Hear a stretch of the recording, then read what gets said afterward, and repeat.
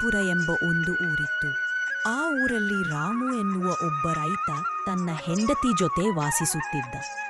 ಅವನು ತುಂಬಾ ಬಡವನಾಗಿದ್ದರಿಂದ ಆ ಊರಿನ ಜಮೀನ್ದಾರನ ಬಳಿ ತುಂಬಾ ಸಾಲ ಮಾಡಿ ತೀರಿಸಲು ಸಾಧ್ಯವಾಗದೆ ಅಲ್ಲೇ ದುಡಿಯುತ್ತಿದ್ದ. ಅವನು ಎಷ್ಟು ದುಡಿದರೂ ಕೂಡ ಅವನ ಸಾಲ ತೀರುತ್ತಲೇ ಇರಲಿಲ್ಲ. ಇದರಿಂದ ಅವನ ಹೆಂಡತಿ ಬೇರೆ ಯಾವುದಾದರೂ ಕೆಲಸಗಳನ್ನ ಮಾಡಿ ಆ ಸಾಲವನ್ನ ತೀರಿಸಬೇಕೆಂದು ನಿರ್ಧರಿಸಿದಳು. ಅವಳು ಸಹಾಯವನ್ನ ಕೋರಿ ಆ ಊರಿನ ಸ್ವಾಮೀಜಿಯ ಬಳಿಯಲ್ಲಿ ಹೋದಳು.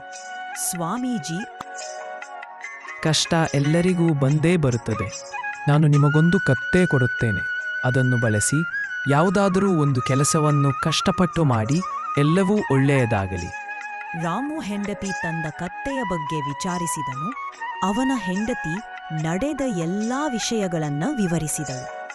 ಗಂಡ ಹೆಂಡತಿ ಇಬ್ಬರು ಕತ್ತೆಯನ್ನ ಉಪಯೋಗಿಸಿ ಕಟ್ಟಿಗೆಯನ್ನ ಕಾಡಿನಿಂದ ತಂದು ಮಾರಾಟ ಮಾಡುವ ಕೆಲಸವನ್ನ ಮಾಡುವುದಾಗಿ ನಿರ್ಧಾರ ಮಾಡಿಕೊಂಡು ಪಟ್ಟಣದಲ್ಲಿ ಇವರ ಕಟ್ಟಿಗೆ ವ್ಯಾಪಾರ ಚೆನ್ನಾಗಿ ನಡೆಯಿತು. ಇದರಿಂದಾಗಿ ಅವನನ್ನ ಸ್ವಲ್ಪ ಜಮೀನ್ದಾರರ ಸಾಲವನ್ನ ತೀರಿಸಿದನು. ಜಮೀನ್ದಾರನಿಗೆ ಈ ವಿಷಯ ತಿಳಿಯಿತು. ಅವನು ತನ್ನ ಗೆಳೆಯರೊಂದಿಗೆ ಆ ಕತ್ತೆಯನ್ನ ಹೇಗಾದರೂ ಮಾಡಿ ಅಪಹರಿಸಬೇಕೆಂದು ಮಾತನಾಡಿಕೊಂಡ.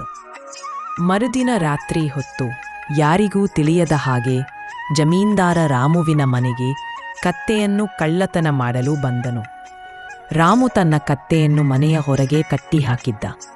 ಹಾಗೂ ಅಲ್ಲಮಗೆ ಗಂಡ ಹೆಂಡತಿ ಇಬ್ಬರೂ ಕೂಡ ಮಲಗಿಕೊಂಡಿದ್ದರು. ಕತ್ತೆ ಜಮೀನ್ದಾರನನ್ನೋಡಿ ಜೋರಾಗಿ ಕೂಗತೊಡಗಿತ್ತು. ರಾಮುವಿನ ಹೆಂಡತಿಗೆ ಹೊರಗಡೆ ಕತ್ತೆ ಕೂಗುತ್ತಿರುವ ಸದ್ದು ಕೇಳಿ ಎಚ್ಚರಗೊಂಡು ಕಿಟಕಿಯಿಂದ ಹೊರಗೆ ನೋಡಿದರೆ ಜಮೀನ್ದಾರ ತಮ್ಮ ಕತ್ತೆಯನ್ನು ತೆಗೆದುಕೊಂಡು ಹೋಗುತ್ತಿರುವುದು ಕಾಣಿಸಿತು. ಎದ್ದು ನೋಡಿ ಅವಳು ಜೋರಾಗಿ ಕಿರಿಚಿಕೊಂಡಳು. ಜಮೀನ್ದಾರ ಅಲ್ಲಿಂದ ಕತ್ತೆಯನ್ನು ಬಿಟ್ಟು ಓಡಿ ಹೋದನು. ಮರುದಿನ ಇಬ್ಬರೂ ನೇರವಾಗಿ ಆ ಊರಿನ ಪಾಟೀಲರ ಬಳಿಗೆ ಹೋದ್ರು. ಹಾಗೂ ಅವರ ಬಳಿಯಲ್ಲಿ ರಾತ್ರಿ ಜಮೀನ್ದಾರ ತಮ್ಮ ಕತ್ತೆಯನ್ನು ಕದಿಯಲು ಬಂದ ವಿಷಯವನ್ನು ತಿಳಿಸಿದ್ರು. ಆದರೆ ಪಾಟೀಲರು ಅವರ ಮಾತನ್ನು ಕೇಳಿಲ್ಲ. ಅವನಿಗೆ ಜಮೀನ್ದಾರ ತುಂಬಾ ಬೇಕಾದ ವ್ಯಕ್ತಿ, ಹಾಗಾಗಿ ಅವರ ಮಾತಿಗೆ ಕಿಂಚಿತ್ತೂ ಬೆಲೆ ಕೊಡದೆ ಅವನು ಹೊರಟು ಹೋದನು.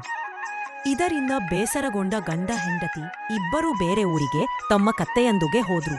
ಹಾಗೂ ಅಲ್ಲಿ ತಮ್ಮ ವ್ಯಾಪಾರವನ್ನು ಪ್ರಾರಂಭಿಸಿದ್ರು. ಕಷ್ಟಪಟ್ಟು ಕೆಲಸ ಮಾಡಿದ್ರು. ರಾಮುನ ಹೆಂಡತಿ ಅವರಿಗೆ ಬಂದ ಹಣದಲ್ಲಿ ಒಂದು ಸಣ್ಣ ತರಕಾರಿ ಅಂಗಡಿಯನ್ನು ತೆರೆದಳು. ಅವಳು ಕೂಡ ಕಷ್ಟಪಟ್ಟು ತರಕಾರಿಗಳನ್ನು ಮಾರಲು ಪ್ರಾರಂಭಿಸಿದಳು. ಇಬ್ಬರೂ ತುಂಬಾ ಹಣವನ್ನು ಗಳಿಸಿದ್ರು. ರಾಮು 1 ವರ್ಷದ ಒಳಗಾಗಿ ಜಮೀನ್ದಾರನ ಎಲ್ಲಾ ಹಣವನ್ನು ಅವನಿಗೆ ಹಿಂತಿರುಗಿಸಿದನು. ಹಾಗೂ ಆ ಊರಿನ ಬಡವರಿಗೆ ಸಹಾಯ ಮಾಡುತ್ತಾ ತಮ್ಮ ಜೀವನವನ್ನು ಸಂತೋಷದಿಂದ ಕಳೆದರು.